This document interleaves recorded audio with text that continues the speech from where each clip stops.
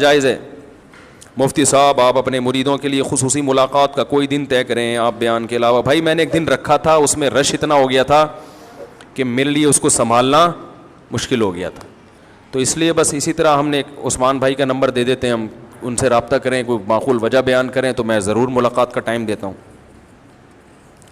کیونکہ ہمیں بھی ملاقات سے خود بھی مجھے بہت فائدہ ہوتا ہے, بڑے بڑے قیمتی لوگوں سے ملاقات ہو جاتی ہے, اس سے مجھے بہت کچھ سیکھنے کا موقع ملتا ہے. لوگ کہتے ہیں پردے کا حکم حضرت عمر کے کہنے پر آیا, ورنہ آپ صلی اللہ علیہ وسلم کا بھی اس طرف رجحان نہیں تھا اور اس میں اتنی سختی نہیں ہے جتنا کہ مولوی لوگوں نے بنا لی ہے.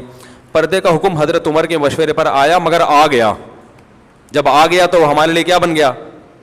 نبی صلی اللہ علیہ وسلم نے اس لیے حکم نہیں دیا تھا کہ آپ اللہ کی مرضی کے بغیر کوئی حکم نہیں دیتے تھے, اپنی رائے سے نہیں کرتے تھے. حضرت عمر کی رائے تھی کہ ہونا چاہیے, آپ نے فرمایا جب اللہ کا حکم نہیں ہے تو میں کیوں, پھر اللہ نے حکم بنا کے نازل کر دیا.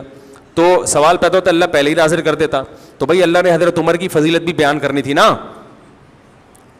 کیا خیال ہے کہ جو میری چاہت ہے وہ پہلے میں نے عمر کے ذریعے ہائی لائٹ کر دیا اس کو, تو حضرت عمر کی بھی اللہ فضیلت بیان کرنا چاہتا تھا. اور بہت سارے احکام حضرت عمر نے کہے اور وہ آسمان سے وہی بن کے نازل ہو گئے.